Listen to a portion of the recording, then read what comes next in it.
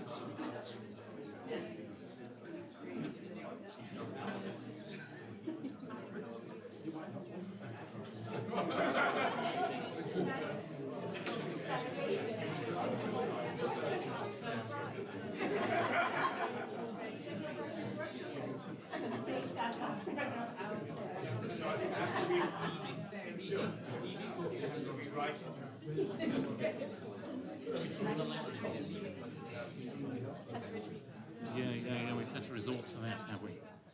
And that's good. Don't freeze that.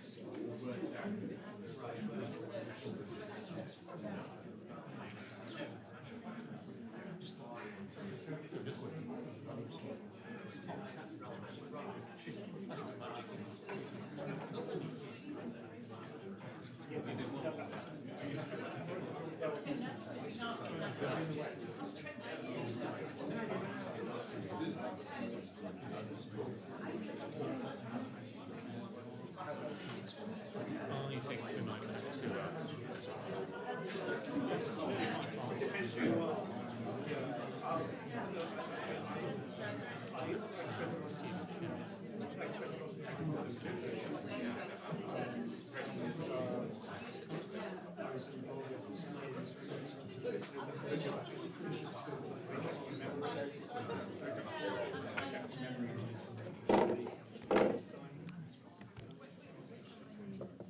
So what is going to deliver the sound?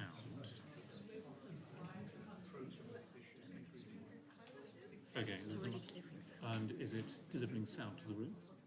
It is. No, it's not. So I need to speak up in order to be heard. Yes. Good evening, ladies and gentlemen, fellow scholars, and our distinguished academic guests, and most of all to Professor Esra Özyürek, who is here for her inaugural lecture. You will, of course, remember that lectures in Cambridge begin at 5 minutes past the hour, and that is a tradition we have endeavoured to respect this evening.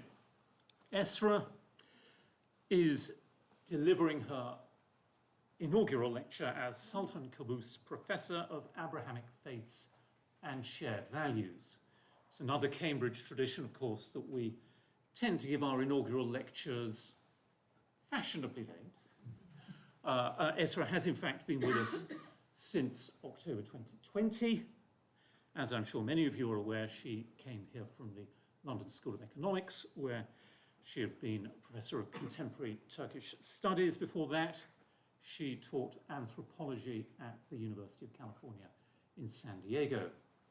Going still further back, after her undergraduate studies in Istanbul, she conducted her doctoral research under the auspices of the University of Michigan. Now, the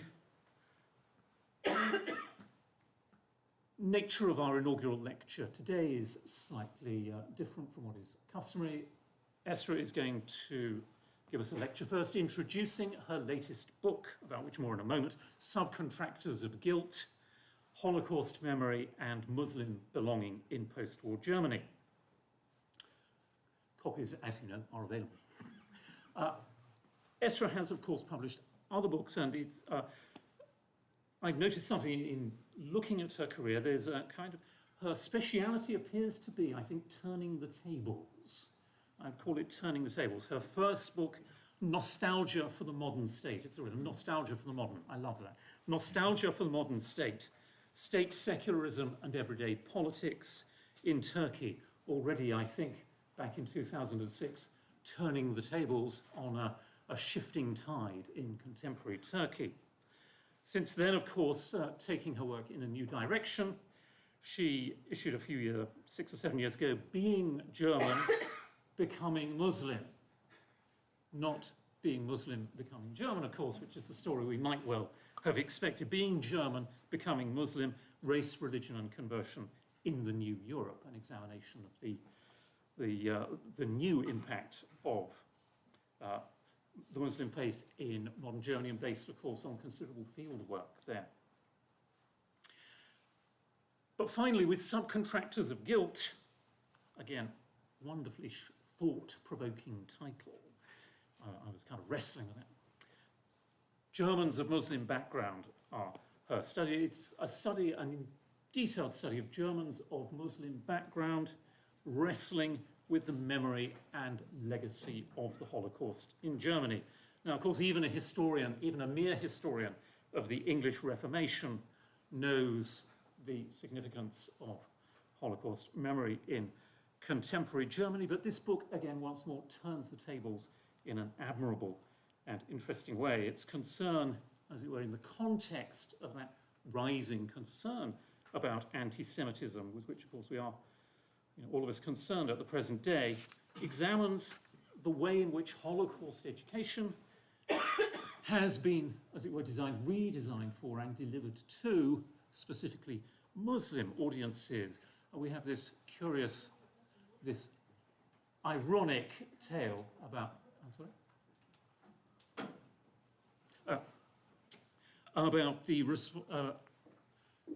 about the need to educate Germans of Muslim origin in Germany about the responsibility for genocide against the Jews within the context of a society which is, of course, still in so many respects fundamentally or structurally a Christian one. And this wonderful monograph documents, therefore, a delicate and a sensitive investigation of course, a topic of the most challenging kind in the area of relations between Jews, Christians and Muslims. But as such, of course, it represents exactly the kind of academic enterprise that the Sultan Qaboos chair was designed to foster and encourage, namely an academic enterprise which blends intellectual rigor and sophistication with real-world and contemporary impact and relevance. Now, my primary role here is to introduce Esra, but I'm forgetting my duties very slightly. I should also, before I finally invite Esra to come here and deliver the talk you want to hear, I should introduce our distinguished guests. First of all, our colleague, Professor Sarah Colvin, Professor Schroeder, Professor of German, I beg your pardon, in the Modern Medieval Languages and Linguistics Faculty, Dr. Michael Banner, the Dean of Trinity, and of course, leading expert in ethics and the application and practicality of ethics. And finally, from Birkbeck in London, Professor David Feldman, the director of the Institute for the Study of Anti-Semitism at Birkbeck. So, all that said, the moment has come for me to introduce formally our new Sultan Qaboos, Professor of Abrahamic Faiths and Shared Values, Esra Özyürek.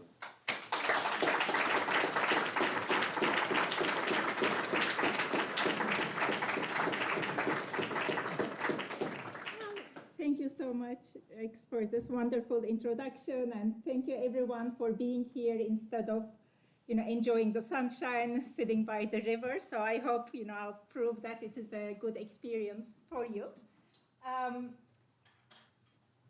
Yes, as Rex was saying, the gist of my research is working on people who do unexpected things, establish unexpected alliances, and also people who choose to become something else. So in this one, it is more about unexpected alliances, and also how do we become who we are? How do we hold the beliefs that, how do we hold the beliefs that we believe in? How do they come to us? And when do they become legitimate? Or in what conditions people challenge us, saying that they are not legitimate, that it doesn't fall on our shoulders to fight for them, to defend them.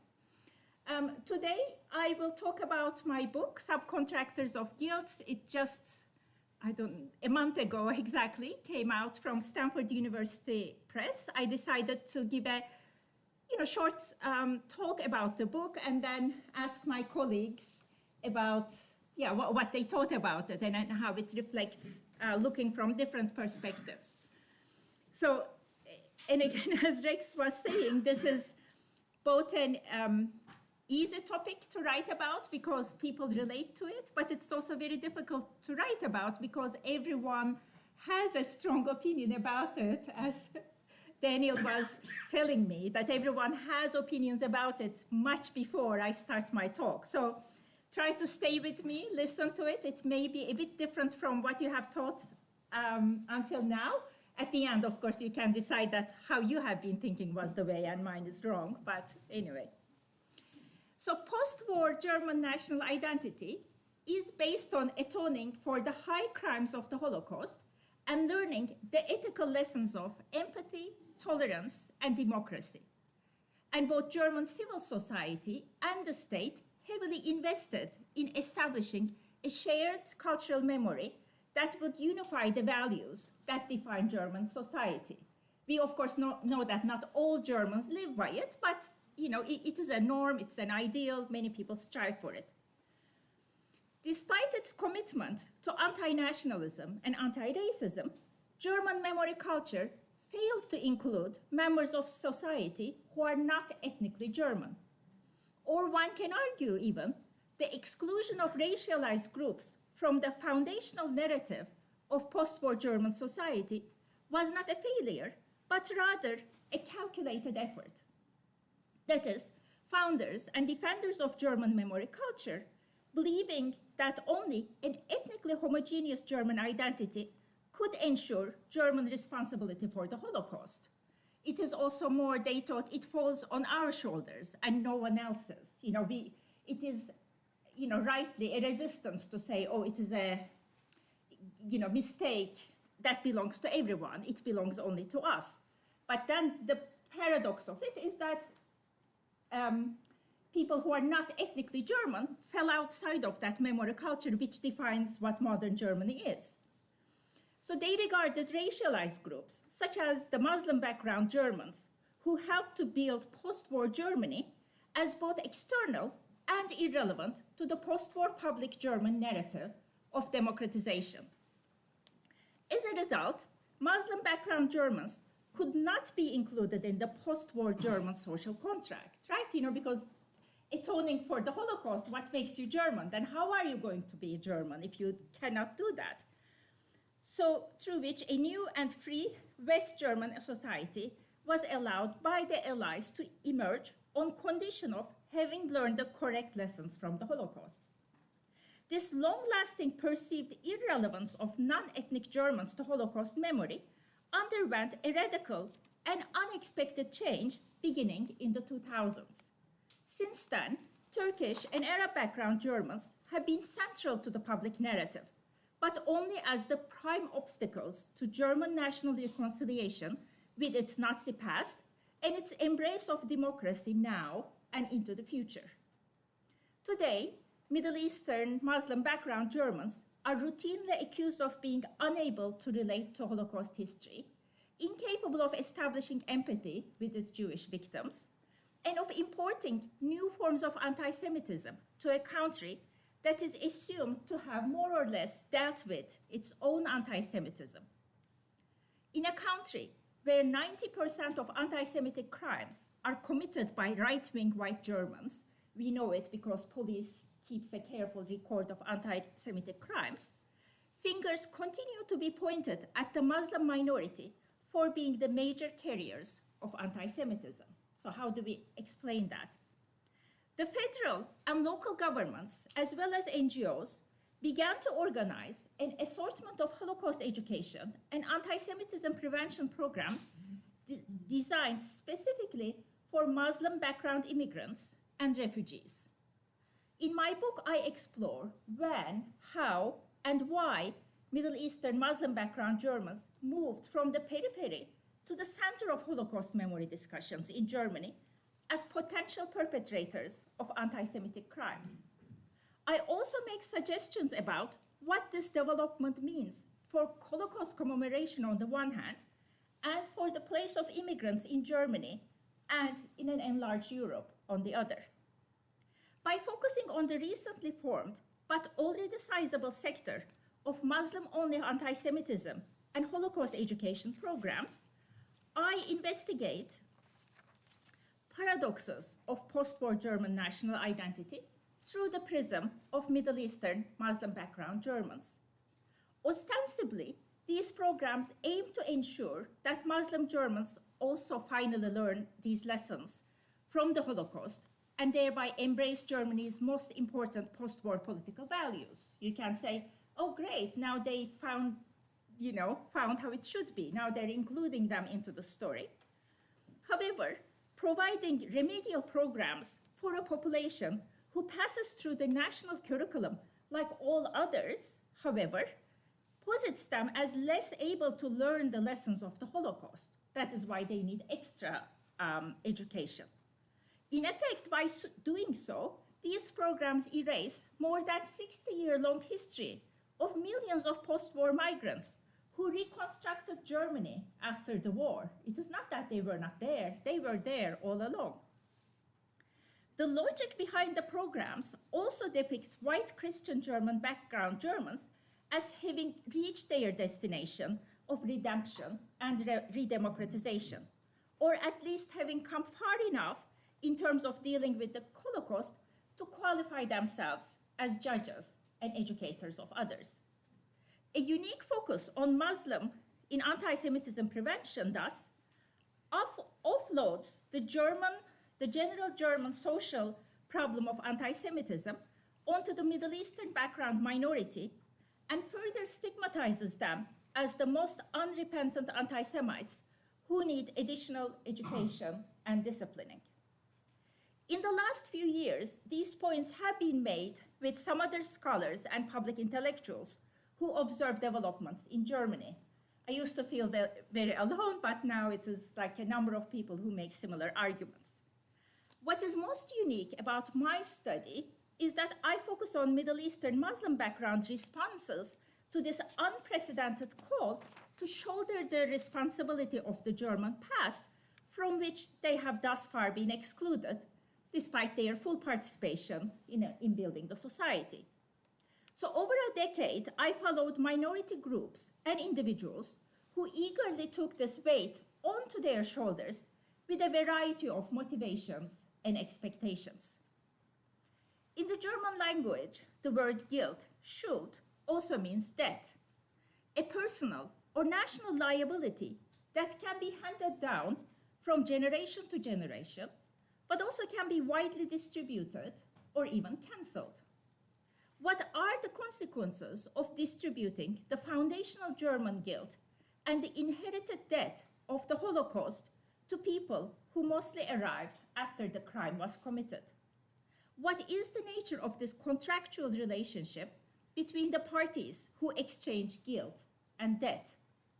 What can non-German background minorities who arrived after the war gain or lose if there is a new German social contract? And that of white Christian background German majority in whose name the crime was committed, but before they were born. So in a sense, what is the difference between an immigrant who came after the war and a German who is born after the war? Is there a difference? Can just anyone, irrespective of their relationship to Germany or the German nation, take this guilt or pay off this debt? What happens to the guilt or debt itself once it is spread around or subcontracted? As you can imagine, I don't have perfect answers for all of them, but I'm trying to understand how these questions shape the lives of minorities and in the way they position themselves to this major question. So in the book, I seek answers to these questions in the context of Germany. It is important to note that even my focus is Germany, my intellectual quest is universal. By looking at a case where the subsequent governments and citizens took the crimes to a religious ethnic minority done in the name of a nation seriously, I'm trying to understand what can possibly go wrong even when so much effort is put into doing memory work right. What happens when work to undo consequences of racism further marginalizes some groups in society? And can the lessons learned from the history be still nevertheless powerful to include them back again? In short, do the experience of learning from the Holocaust have the potential to create a new and more inclusive Germany? I have already, told how Middle Eastern Muslim background Germans who were left outside the Holocaust narrative found themselves at the center of it in 2000s. So how did this happen? This development was facilitated by a number of internal and external developments that by the beginning of 21st century transformed both Germany and also the world as we know it. So these included the unifications of two Germanys and the enlargement of Europe, the start of the Second Intifada, which brought mass protests against the Israeli government to the streets of Europe and Germany, the 9/11, 7/7 attacks in New York and London by Muslim terrorists, the rise of Islamophobia and the rapid shift across the Western world and beyond toward the right end of the political spectrum, and the consolidation of right-wing politics in Israel, which heavily shaped the Israeli-Palestinian conflict. You yourselves may think about additional factors, and I would be curious to hear them. So these internal and external developments that came together facilitated the initial entry of Muslim background immigrants into public discussions about German Holocaust memory practices through what I call an export-import theory of anti-Semitism. That is, I'm arguing how the German political actors in this field think.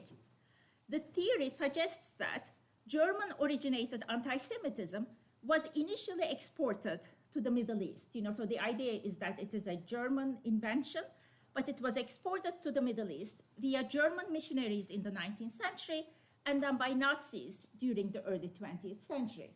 So there is a long discussion anyway, is it so, were there other local anti-Semitisms, whatnot, I leave it to historians. But this idea goes, this ideology during the post-war period was then carried back Muslim background immigrants into a Germany that had already overcome its anti-Semitism problem. So never mind the fact that these immigrants have been in Germany since 1960s. So in a way, they were like keeping it dormant, but then they bring it in 2000s. Having worked hard to confront and overcome their anti-Semitism, this theory posits, the defeated Germans were now confronted with the anti-Semitism they had once exported now brought it back into their midst by Middle Eastern immigrants. The theory, in a sense, depicts Muslims as carriers of Germany's past problems into the present. So it kind of equates different kinds of anti-Semitism. It essentializes a Middle Eastern or Muslim anti-Semitism versus German anti-Semitism. Yeah, anyway, so many, and then combines them. Yeah, it is a very complicated and to me fascinating, things coming together, separating. So a second rendering of Muslim background immigrants in Holocaust memory discourse suggests that because their anti-Semitism was important, immigrants were incapable of empathizing with the Jewish victims of the Holocaust and of learning the necessary lessons from German history. Until they atoned for their anti-Semitism, the theory went, they would remain locked in Germany's shameful past. Despite public unease around their engagement with the Holocaust, research has revealed the keen participation of Turkish and other Muslim background Germans in Holocaust memory discourse, but in a way that deviates from national expectations. Instead of performances that symbolically transform German guilt and shame into responsibility and engagement, Turkish German artists and activists, until recently, routinely identified with the Jewish victims. Turkish German authors, such as Emine Sevgi Özdemir and Feridun Zaimoğlu, immigrant association leaders, and ordinary Turkish background Germans have drawn parallels between themselves and Jews under National Socialism. And this has been accepted until 2000s. This was the kind of a discourse, that it would be done, they are treated like Jews used to be, of course it wasn't right, but I'm just saying in public discourse, it was okay to say such things. But now it is not. So in the 1990s, Turkish-German author Zafer Şenocak provocatively asked, doesn't immigrating to Germany also mean immigrating to entering into the arena of Germany's recent past? He wrote novels that brought together victims and perpetrators of the Jewish Holocaust and the Armenian genocide. The main character of his novel, Perilous Kinship, is the son of a Turkish general who perpetrated the Armenian genocide and has a German Jewish mother who found refuge in Turkey. It took another decade for these ideas to move from the field of art and literature to political educational projects. However, this migrant travel to the German past did not bring migrant, Jewish, and German backgrounds together, as Şenocak imagined in his novels. Few historians even showed that Turks and Arabs were already part of the Holocaust narrative, some as Jewish victims, some as enablers of the Nazi regime, and that overall there were varied reactions towards the Nazis in the Muslim world. Despite the complicated nature of the Holocaust history, Middle Eastern background immigrants entered Holocaust history narrative without mixing with German nationals and found themselves the recipients of parallel stories of implication in relation to the Holocaust. That is actually what surprised me to most. That is how I entered the field when I saw advertisements for Holocaust education for Muslims. I thought, how would that work? Isn't it like one narrative? How can we make different Holocaust education programs? Do we have one for Poles? Do we have one for Vietnamese? That was the puzzle that I entered. And then, 15 years later, I don't know, I'm out of it still trying to understand. So Muslim-only Holocaust education and prevention and anti-Semitism prevention projects that I have observed teach Turkish and Arab youth about Arabs and Turks who collaborated with or inspired Nazis in their heinous crimes, or who, in rare cases, saved Jews in the same way other righteous Germans or white Europeans did. This model incorporates Muslim background Germans into Holocaust memory discourse as a parallel society of perpetrators. Those of you who follow discussions in Germany know this, like parallel society is a big discourse, or used to be. So as a parallel society of perpetrators, bystanders, and rescuers. Paradoxically, this narrative serves to first include non-German background nationals in the German community of faith, Schicksalgemeinschaft, by emphasizing they too have a share in Holocaust history, but then immediately excludes them, given that their share is one tainted by its own particular guilt and its own particular community of faith outside of Germany. So they cannot really be Germans, but then, they need to follow a path that is drawn for them. And because Arabs and Turks have yet to atone for their contribution to the Holocaust, this narrative paints Arab background and to some extent Turkish background nationals as morally inferior to repentant white Germans. A number of Muslim background Germans are nevertheless willing to enter into this subcontractual relationship, by taking over the guilt, which they regard as a better option than not entering into it, and which leaves open the possibility of changing the terms of the contract. They talk about Mohammed Amin al-Husseini, the notorious Mufti of Jerusalem, who collaborated with the Nazis and then worked in the pay of the Third Reich. They discuss the rampant anti-Semitism in Turkey and Iran, or the anti-Semitic propaganda distributed by Hamas. Locating anti-Semitic forebears in their own genealogy gives them an unexpected opportunity to include themselves in the German narrative and moral order.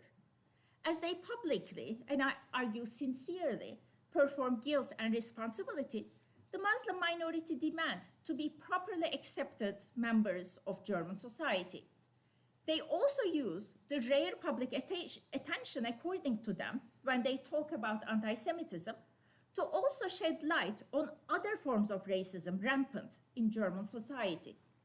By displaying their empathy for Jewish victims of the Holocaust, Middle Eastern Muslim background Germans aim to cultivate empathy for their own racialization, because there is no other context in which they can bring up their own racialization. I suggest, however, they do yet another more important emotional work. They also show empathy for contemporary white Germans who live with the shame of a crime they did not commit, and by doing so, hope to be considered as a true German. Throughout this book, I demonstrate that the empathy which these Holocaust education programs for Middle Eastern Muslim background Germans attempt to inculcate assumes a certain subject position as a given, namely that of a past, now repentant perpetrator who embraces the qualities of a rescuer. Holocaust education was first developed to be delivered to defeated Germans, whom the victorious Allies suspected were not taking responsibility for their atrocities. Maybe you have heard, they had posters in places in Germany saying, "You are guilty." Today, Holocaust education throughout Europe is designed first and foremost for people who are descendants of perpetrators, collaborators, or bystanders, not rescuers, outsiders, or victims. Also, I have just read a book that human rights education is also like that. It assumes a certain subject position and tries to change you emotionally. So the programs help people who stand in ethnic German perpetrator or bystander's shoes to step into a different pair, the shoes of their forefathers' Jewish victims, thereby shifting their subject position from a potential perpetrator bystander to a potential rescuer. Feel like how it would be like to be this victim. Through that, you will be transformed. In this sense, in today's Germany, the concept of empathy has come to denote the highly valued and sociopolitically desirable characteristic of ethnic Germans who are momentarily able to imagine what it might have been like to have been victimized by their grandparents at this point. When they step back into their own contemporary shoes, it is hoped they will have developed a new perspective, new characteristics.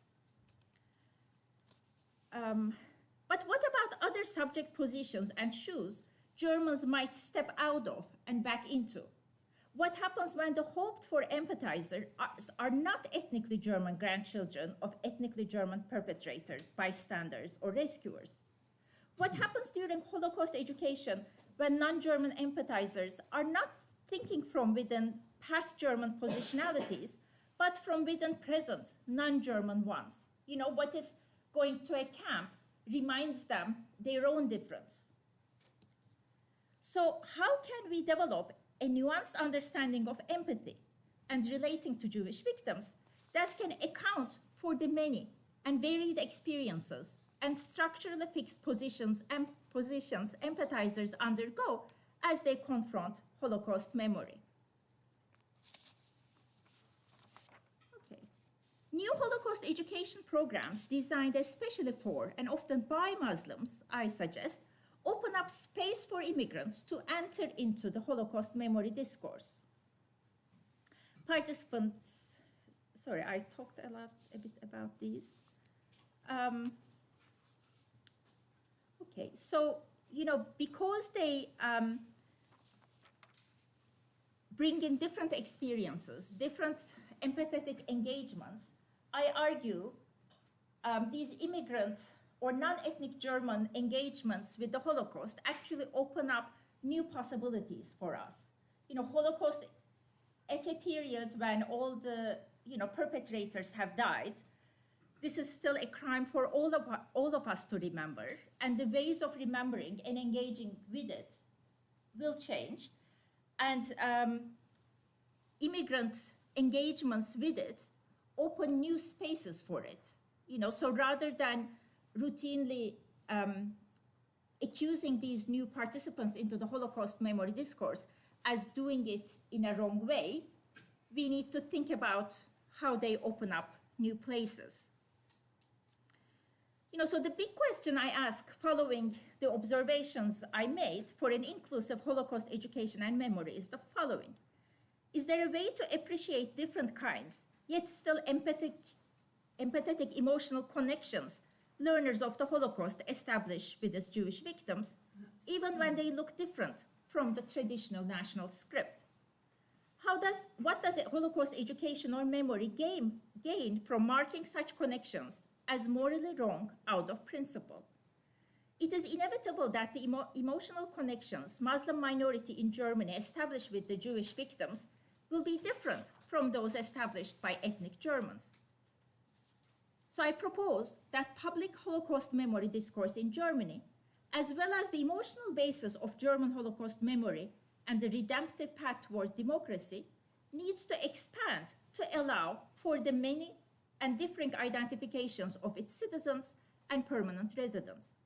Hence, I suggest racialized groups in Germany hold the key for a more inclusive public Holocaust memory discourse that can be organically carried to new Germans who are new because they are young or new because they recently arrived.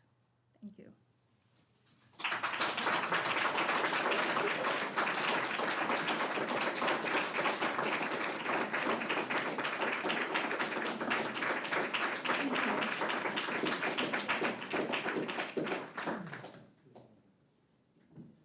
Would you like to come here, Sarah, or do you want to? Okay. It's hardly for me to dictate terms to our distinguished respondents. Did I disconnect anything? I think it's okay. Okay. I think it's fine. Yeah, do be careful of the cable, please, all three of you. I'm not sure which order to propose, but Esra's already proposed an order. she has, and I've lost my programme. Then may we take it in that order? Professor Colvin, thank you. Thank you so much for that talk, Esra. That just sort of added to my admiration for the work. I was really struck by a question you asked, which was, does the experience of learning from the Holocaust have the potential to create a new and more inclusive Germany? And I was particularly struck because my spontaneous answer after 20 years as a professor of German was no, of course not. Which is, you know, how curious, how paradoxical is that? And what you've done, I think, which is what some of, you know, the best scholarship does, particularly in the humanities, is to put your finger, you can't put your finger on an elephant in the room, that's an absurd You have named the elephant in the room. That's such an important question. why is it that my response to that is to think, well, no, learning from the Holocaust doesn't give us a new and more inclusive Germany. So I think this is a very quietly written book, and I think it's a very explosive book, and I hope it will be read by lots of people and cause lots of trouble. My partner is an artist, and he always congratulates me when my academic work, as he puts it, this is something that's going to piss everyone off. Because in his mind, pissing everyone off is one of the most valuable things you can do, because you're not towing a line. You're actually negotiating things that are really difficult. And I was kind of excited and a bit stunned as I was reading because of the difficulty that you're negotiating in the book. I first actually came across it when Esra gave a very fascinating paper to our departmental research seminar, which explored Muslim background Germans' responses to sites like Auschwitz, and then white Christian background Germans' response to that response. And the Muslim visitors felt actually an empathic connection, a strong empathic connection with the Holocaust victims, because it made them fear for their own future in Germany. Was something like this going to happen to them? And the white German group leaders and the facilitators of the visits read that as a wrong response, because Muslim Germans were supposed to identify as perpetrators or co-perpetrators of religious and racialized hatred, and not as its victims. So that was a fascinating introduction to the work. And reading the book now, as a professor of German and as a white Christian background woman, my immediate response was how very important it is to complicate the view on contemporary Germany in this way. I'm always very cautious about dissing the Germans. The bad German, where bad means Nazi, is a tedious, popular trope in Western culture. It's not a very interesting thing to do. But actually, particularly since 1989 and the fall of the Berlin Wall, it's become fashionable to admire the Germans. And there are some kind of almost equally facile works of admiration out there. Citizens of the Federal Republic are generally imagined themselves as white and as coming from families that lived in Germany during the Hitler regime. Those two things together seem to make you, as Esra was saying, a citizen of Germany, or a belonger, although there are lots of other people, of course, who are citizens formerly. They accepted their post-war guilt, and they accepted a particular duty to address the Nazi past. But actually, more latterly, many Germans have embraced a newer identity as residents of a model nation. There's a strong cultural feel of that. And as you've put it, Esra, they've moved from collective guilt to collective pride, having come to terms with the past better than any other nation. That's a citation. In fact, I think Germany probably has done a better job of addressing a violently racist past than, for example, the UK. But the Black British German writer Sharon Dodo-Otto has pointed to the problem of circumscribing racism as something that belongs to a bad past, because that affects people's openness to accepting responsibility for racism in the present. So the perception, as my US colleague Professor Leroy Hopkins says, is that there's now no racism in Germany. All of that unpleasantness disappeared with denazification. Now, standing in a country that recently produced a government report obscuring the existence of racism in the UK, I've no wish to point the finger at Germany for ignoring contemporary racism. For Esra, your book traces things that are historically and culturally specific to Germany. Namely, and at the same time, I think that it does something that goes beyond Germany, and we have to hold on to, you say it has a broader European context, I think it might even have a broader global context. It explores in detail something that German historians, very distinguished German historians like Mary Fulbrook, have recognised, namely that the construction of German national identity via Holocaust guilt excludes some of Germany's citizens from being recognised as German. You can be a citizen without being seen as fully German. But you also go beyond that, and I think quite brilliantly, you expose another obvious but often ignored problem about stigma, which is politically very important. Now, children's games, anyone who watches kids play, they show us how stigma has to be passed on. You know, I run, I tag you, now you've got the stink, and you're not going to get rid of the stink until you've passed it on to someone else. It will stay with you. And your book shows and evidences how stigma has to be passed on and how that is inevitably now happening again. Now Muslim men in Germany are being, as you put it, set in opposition to the historically distinct German democracy that was achieved by negating Nazism. And in a country where 90% of anti-Semitic crimes, and this is a statistic I'm stealing from you, 90% of anti-Semitic crimes are committed by white Germans, anti-Semitism education programs are being aimed at Muslim background immigrants. And your book shows, and you spoke about in your lecture, how some Muslim background Germans are willing to accept the stigma and take the guilt and responsibility of the Holocaust on their shoulders, and how they're socially rewarded in the form of project funding, awards, and expanded social networks. And actually, I found this the saddest part of the book. I felt genuinely sad as I read this. I'm going to quote, "None of this makes them full and equal members of German society. After big applause and an award ceremony, they'll be stopped in traffic by the police. They'll not be let into clubs. They will have a harder time getting jobs and renting apartments. They'll also still be routinely accused of being anti-Semitic and sexist. So they'll still be asked where they're really from." For me, to wind up, this book is actually a perfect example of humanities scholarship. I'm very committed to humanities scholarship. One of the great strengths of humanities scholarship is that it addresses the messiness and the complexity of human affairs. It's almost always the case about any human matter that more than one thing is true at the same time. Contemporary German democracy is both good and problematic. The will of some Muslim background Germans to accept education programs in order to be perceived as more German is both good and problematic. And acknowledging complexity in these matters is more important than I have time to say just now. I also think that this is a work of global humanities scholarship, and Esra co-directs our institute.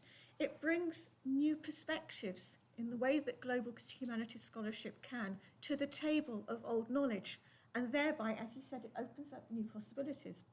What does the perspective of Muslim background and immigrant background Germans reveal that would otherwise have been invisible, that would otherwise not be part of collective knowledge? That's really important. Global and complex knowledge is out there, and it needs to be accessed so that more of us have a better understanding of what's really going on in the world. And it couldn't be more important. And thank you so much.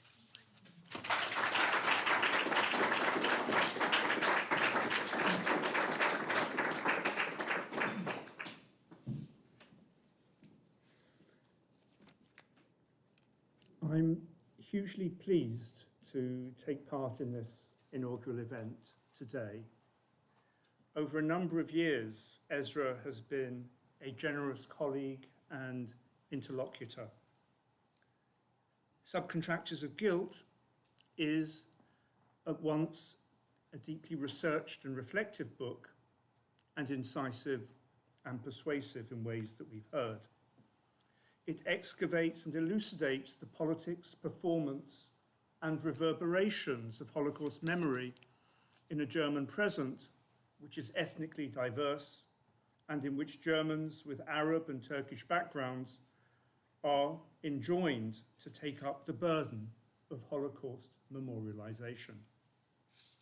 This is a German story and one of Muslim minorities in Germany, but at the same time, Esra's work raises large questions about the history, content, and function of Holocaust memory elsewhere.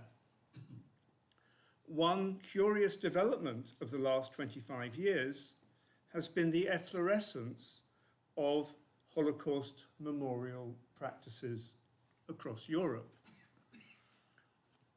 In the early 1980s, when the Board of Deputies of British Jews went to Margaret Thatcher's government and said, "We'd like to have a Holocaust memorial," Lord Carrington said, "No, not really.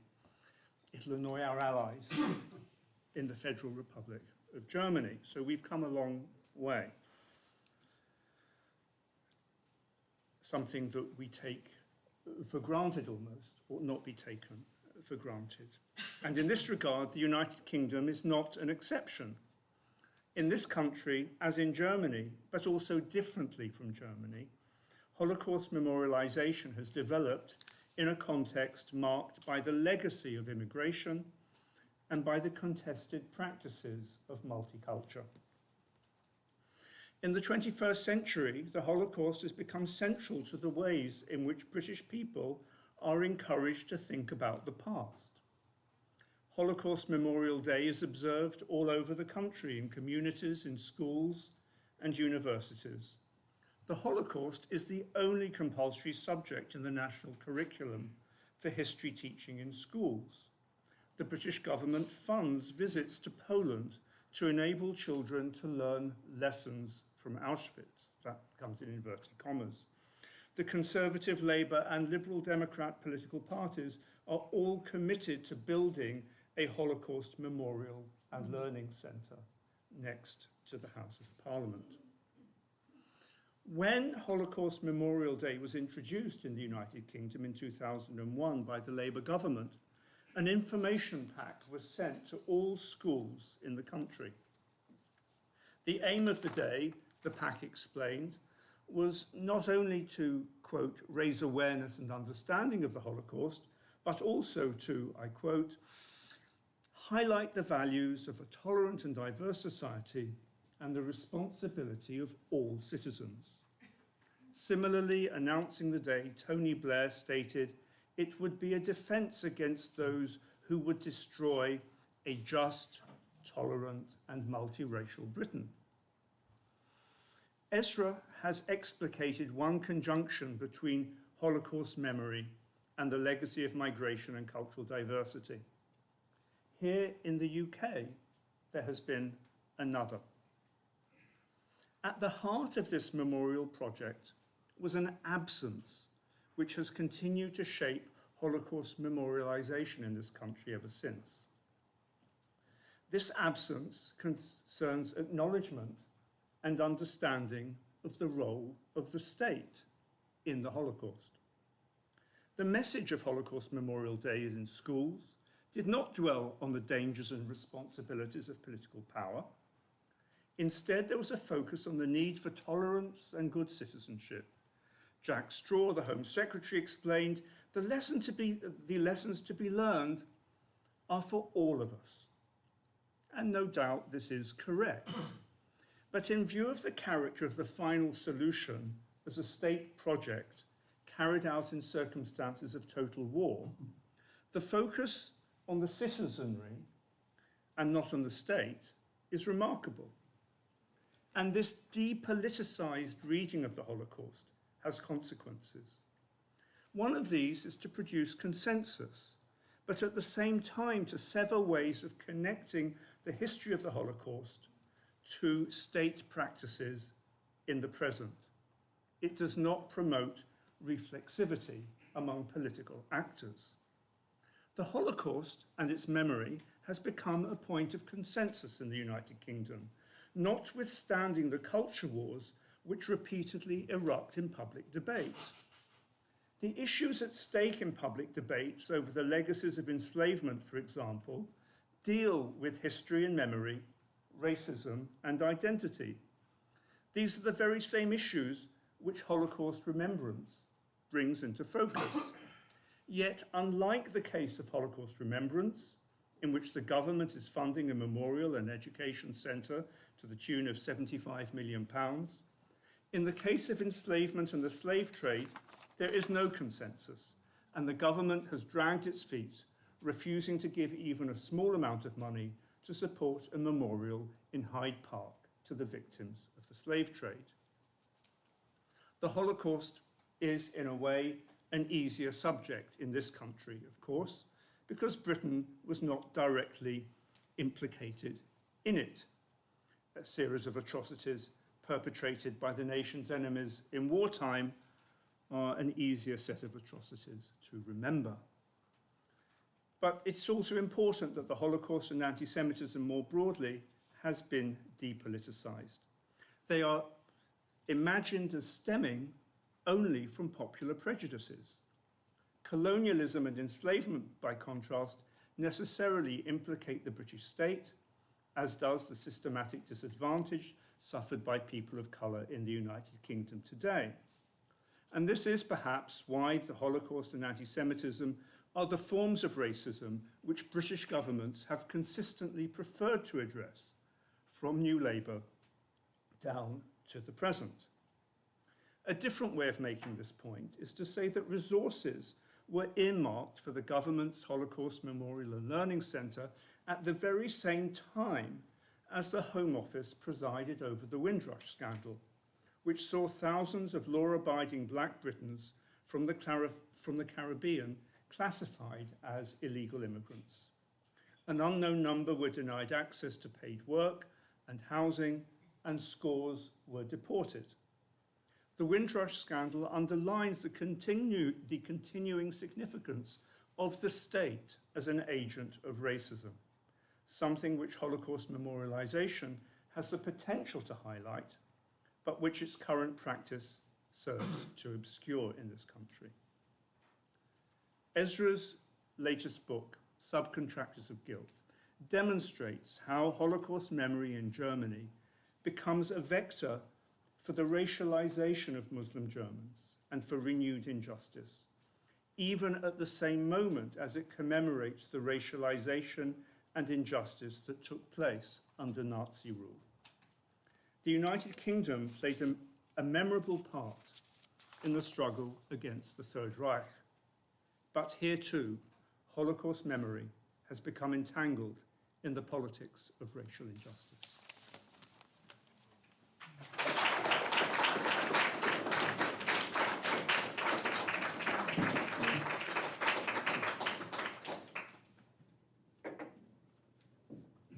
I'm conscious of standing in a very perilous position, which is namely between you and a drink at the end. I don't know whether Esra is going to reply, but both of us may do that. But in her book from 2019, Learning from the Germans, Confronting Race and the Memory of Evil, Susan Neyman compares the work of Germany in remembering the Nazi past with, by comparison, the amount of work in Germany in remembering the Nazi past, with, by comparison, the lack of work which Americans have done in remembering their racial crimes. Neyman's, I think, is an important book, drawing on lived experience, her lived experience both in the USA and in living in Germany. But Neyman is, first of all, a political philosopher and commentator, and she writes as an observer, albeit an acute observer, but as an observer, a general observer of the general scene. So we might well expect that a first-rate and enterprising anthropologist, Professor Esra Özyürek, would trouble and render far more subtle that simple contrast between good Germans, bad Americans when it comes to memory work. And trouble it, she certainly does, as we've been hearing, at least looking at the good German side of the contrast. Thus, and I could, of course, multiply examples, and I'm picking up themes that others have looked at in this splendid book. In Chapter 2, Esra shows how what she's already introduced as the export-import theory of anti-Semitism manages to burnish Germany's image as a post-anti-Semitic, tolerant and non-racist society by casting anti-Semitism quite falsely as a problem most dangerously arriving amongst Muslim communities. In the second place, in that same chapter, she shows how this invention of an especially dangerous Muslim anti-Semitism allows Germany to commit again and fulsomely to anti-Semitic programs, thereby renewing and reinforcing its self-professed and self-congratulatory modern identity as radically tolerant and pluralistic. Even while, in the third place, she also shows how the invention of German Muslim anti-Semitism in fact plays off the very racist tropes which Germany has supposedly repudiated. There's a theatre of the absurd in this book which renders it, in spite of the sadness, at moments funny, but that's not quite the right word, but tragicomic, one perhaps should say. Later chapters show how, in a bid to address this confected problem of Muslim anti-Semitism, young Germans are required to relate to the Holocaust according to the script which Esra has outlined, which is standard and current for good Germans post-war. That is, they are required to identify with the perpetrators and to take on the guilt or shame of the nation, with the twist, however, that however well they perform this script, they never really qualify as good Germans, but will remain outsiders. So, in place of Neyman's good German memory work, bad American memory work, Ezra teaches us with the sharpest of eyes that the co-opting of Muslims to Germany's memory work gives to Germany's current reckoning with its past, a frankly sinister flavour. So I think I was asked, at least I think I was asked, to relate Ezra's research to my own, and I've just finished writing a little book for Oxford University Press, the proposed title of which, it's not quite one of those long 18th century titles that runs down the whole page, but it's near enough to give you a flavour, and it picks up what our previous speaker's been talking about. The title of the book is Reparations Now, Slavery, Colonialism and Britain's Debt to the Caribbean. Now, I'm not an anthropologist, and I don't possess the observational and interpretive skills which make Ezra's study so compelling. But from my own perspective and angle, I am interested in the moral worlds we construct, and I simply want to contrast the particular moral world which Ezra depicts with an aspect of the moral world we, meaning Britain, the moral world which Britain has constructed around the practice of enslavement, picking up very much what has just been said. Ezra depicts the imposition on German Muslims of at the very least strained or simply false guilt. So they're required to accept this strained or even false guilt. The achievement of British memory work around transatlantic slavery and the subsequent colonial period has been the construction not of a strained or false guilt, but of a false innocence, or even more absurdly, a false sense of national pride. Eric Williams, who many of you will know, wrote an early and iconoclastic challenge to Britain's standard self-congratulatory version of its history, said that, and I quote him, British historians wrote almost as if Britain had introduced Negro slavery solely for the satisfaction of abolishing it. This wry comment, however, in the manner of wry comments, rather pulls its punches. What needs to be said is something harsher. I will say it in an outline form, since no one would thank me, remember the drink, no one would thank me for reprising a longer argument, so here's the outline statement. The British celebration of abolition not only overlooks 200 years of British preeminence in the crime of transatlantic slavery, but more fundamentally still, overlooks the fact that for the enslaved, the legal act of emancipation was a moment of profound continuity and not of discontinuity. That is to say, that not by accident but by design, not by accident, I'll say it again, not by accident but by design, slavery's racially constructed system of exploitation continued for more than 100 years across the Caribbean, even after slavery's supposed abolition. What we celebrate was not only preceded by gross and flagrant injustice and unfreedom, but it was followed by gross and flagrant injustice and unfreedom, and not by chance. In the moral world Ezra depicts, there is too much guilt, and it is wrongly located. In the moral world of contemporary Britain, there is not enough. For all that racism is an incoherent creed, it propagates or insinuates itself and its creed cunningly. Ezra's new book powerfully reveals how racism works its way even in the shadow of Auschwitz. And her study is all the more powerful and compelling for being so softly spoken. This is engaged anthropology. I don't know if anyone talks about engaged anthropology anymore, they used to, but this is engaged anthropology, if anyone uses that term, at its best. And I think we should count ourselves very fortunate indeed in having Ezra's critical and constructive voice in our midst in this university and in this country, challenging us in this latest work to appraise with fresh and open eyes the distinct challenges of doing good memory work.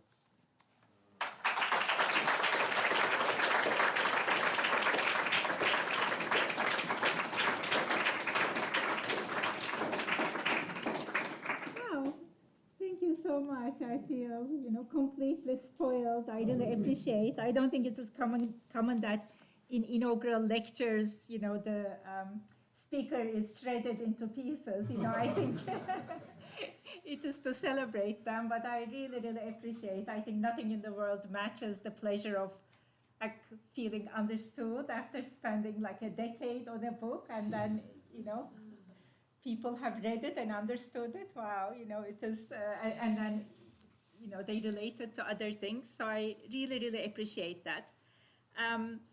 And our fantastic program manager, Dr. Iona Hines, wanted me to, in the conclusion or my response, to connect it to the work of Cambridge Interfaith Programme. So if I can just say how personally the program moves me and intellectually, is that, the violence that groups have committed against each other, the memory of it, or the existing hatred, can be religiously and culturally framed and can have religious and cultural elements, but usually there is a very strong political element in pitting people against each other, stroking already existing differences. And then the way in which these hatreds and violence is remembered is also political. And what moves me is, of course, the solidarities that are able to be established, that the people that, in my work, it is, the impossibility of Jews and Muslims coming together, of course, not at all. There are, amazing solidarities that bring them together despite all the discourses that pit them against each other. So that is my motivation. And then, in however way you bring them, so that they talk about things that are important to them, and that, that is in itself, of course, is valuable. But in another day, when there is hatred, there is violence, some people are, trying to create these atmospheres, then these individual connections that they have established become really, really important, since, again, our focus here is the Holocaust. When people looked at which members of German Jewish society, for example, or other European have managed to survive, are the ones who had most connections with other people, so saying as the director of the Cambridge Interfaith Programme, meet other people, get close to them, get to know them as well as you can, befriend them. And so these political problems cannot be turned into personal qualities, which is often done. Oh, this happened because these people didn't have tolerance, or they didn't have the right intentions. It is not so, but personal connections and organized solidarities can help us,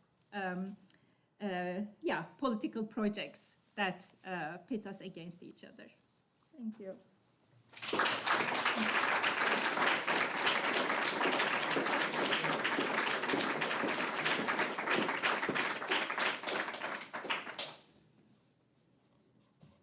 Esra has very kindly agreed to respond to questions from the audience, despite Dr. Banner's offer of imminent refreshment. I have to warn you that there may just be a little delay until we do go upstairs. And of course, at that point, you are all invited to join us in the lobby upstairs for those refreshments. But if my eyes will permit me, I'll cast them over the audience and see where the first questions might be coming from. So I'm straining a bit to see the back. And we have a first question here. Thank you. Esra, I really enjoyed your talk. I know some of your work in the same context as Sarah, and you're once again blown away to those respondents, which were really thought-provoking. I was just wondering about contemporary Jewish voices in the context that you're describing. You talk about sort of Christian Germans and Muslim background Germans. I'm just wondering where the kind of contemporary Jewish voices sit or resonate in relation to the kind of complexities that you're looking at. Okay, thank you. That really is an important question. I really appreciate that you asked it. When I first went to Germany in 2006 and kind of started this research, and now are quite different in terms of Jewish presence. Since then, when I started doing my research, maybe there was 100,000 Jews, and mostly from Russia and socialist countries. And now there is a sizable number of Israeli Jews, which are there because they're not happy with the right-wing government.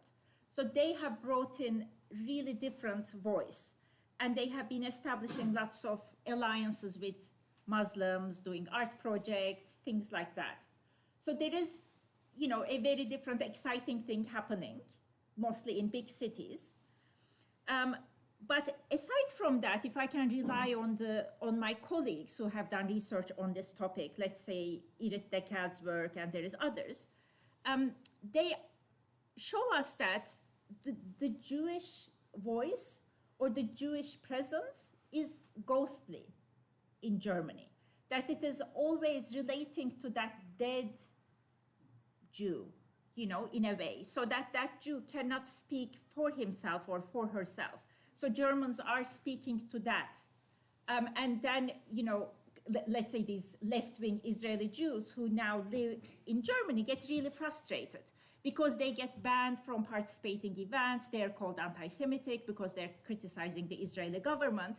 Right? So it is like an image of a Jew that is not 100% fitting to living Jews.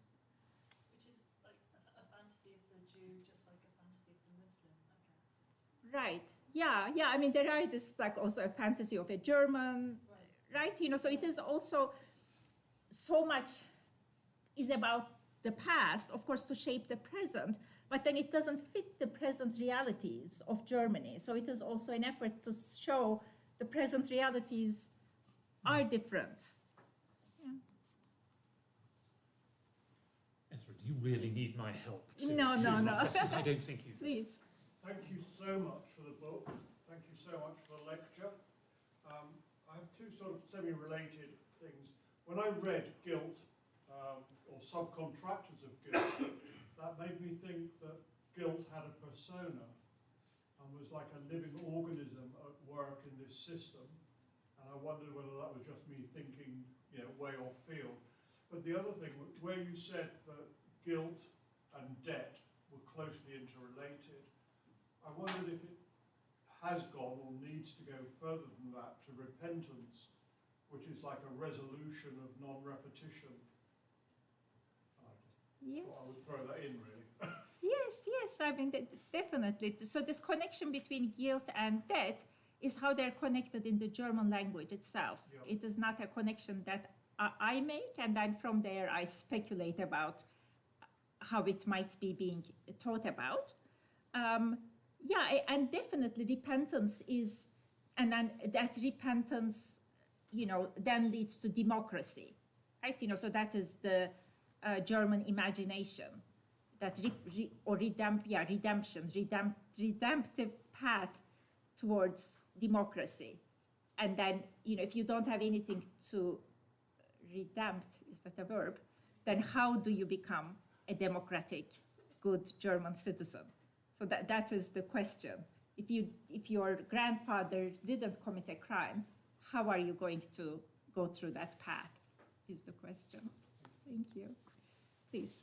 Thank you so much for this. I'll try to keep this short. I'm struck by how the sort of memory work that is being done in Germany doesn't really address the sort of singular polarity of the state as the producer of a certain kind of ontology, right? Even in saying that Germany was the one to sort of export this anti-Semitism, which comes back to roost, there's a denial that perhaps the world in which it was exported to was not structured in the same sort of sociological way as Germany, for instance. It assumes that the way that the Jew fit into society very much mirrored a European society, so that one's religion was the foremost and primary indicator of how you belonged in a political system, that Jews were ghettoized not only physically but societally as well, and it doesn't sort of contend with the history that led up to the Holocaust, to the way that the German state oversaw other sort of regimes of death, particularly in its colonies. And it strikes me that this isn't really multi-directional memory work at all. It's very much singular directional memory work. So I'm curious whether, in the context of the German state today, true memory work that takes the framework or the understanding of the Holocaust and allows for a non-competitive memory work to happen is seen as a threat to the state, and how the state responds to these sort of multi-directional projects, whether they're artistic, political, academic. Yeah. Yes, definitely, exactly. So you're quite familiar with what is happening in Germany, I get the sense. So obviously, I'm not the only person in the world who is thinking about these things. Clearly I'm observing what is happening in Germany. And there are lots of political actors who argue that we need to think about different forms of violence together. For example, can we think about the Holocaust and colonialism together? So that created a lot of sentiments, wow, in Germany, things are discussed in newspapers much more than we do it in here. It was like, wow, much ink was spilled over it. And also lots of people have lost their positions also. But at the same time, there are lots of people who are strongly making these arguments that say, different kinds of racialization, different kind of violence are connected to each other, and we cannot understand them, and that they're not competing with each other. Definitely, that is the aim, I would say. Daniel? Yeah, thank you again for your talk. I'm wondering, in terms of some of the forms of religious identity, so you've talked about Muslim background Germans, and then ethnic Germans is one term used. To what degree do you see the dynamics you describe as, do they inscribe, say, people whose grandparents were perpetrators, etc., in Christian terms? Or does Christianity, does that come into it at all, or is it sort of just Germans and Muslims? One party has a sort of ethnic title, and the other party has a religious sounding title, or does Christian come in somewhere? Yes, yeah, thank you. That's an excellent question, and I think someone else needs to make that research. And I do have someone who worked with me at the London School of Economics is doing this research and has been eye-opening for me. So how things actually are quite Christian in Germany, marked as, just nothing, culture, or not even culture. It just gets erased. For example, through this Jacob Lipp is his name, it came to my realization that almost all major organizations who do social work are either Catholic and Protestant, and they actually look for people who are either Catholic or Protestant to do that work. But somehow it becomes like, it is just social work. No, it is very Christian. Or, lots of other things, even like having Christmas celebrations, singing Christmas carols at, during Christmas time. It is, just being a way of German. But then when you're a Muslim, you cannot say, I'm putting on a headscarf because isn't it beautiful in the way that the Christmas tree is beautiful? So that is also interesting, how Christianity gets erased and then Islam becomes like, everything becomes Muslim, even, just the ordinary things. So I think that also is something political too.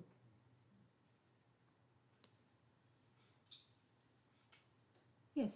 Can I ask you another question? Yes, please? yes. Out from your book.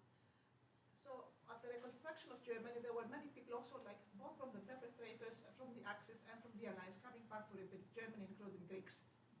Were there a different approach to Bulgarians, to Italians who went back to reconstruct Germany, to Greeks, than one applied to Turks or other Muslim cultures? Yeah. This is, maybe you will know better than me, but from my readings, I understand that for example, in 1960s or so, there was also concern with honor killing, sexism, things like that. But then they were guest workers, and then they came from the Mediterranean world. And, they do have same sexism-related problems, right? Spain, Greece, Turkey. Then it was approached as such. And then they became thought about as countries, Turkey. And then after that, they became Muslims. So somehow the Greeks, the Spanish, the Croatians, whatnot, they kind of dropped out of this suspect group thing. But I really don't know. Maybe you will know better than what happened to Greeks. Are they just like cute people now? Or is there, who... Right, that is true. Yeah, I am also curious what happened to, for example, there has been lots of Vietnamese immigrants into East Germany, and now they're combined. So I would always hear things like, wow, they're great, they're the good ones. They know how to educate their children, but these Muslims, they are bad. So they're pitted up against each other. But I never even hear anything about Greeks. So I would have to ask someone. Okay, we'll do that.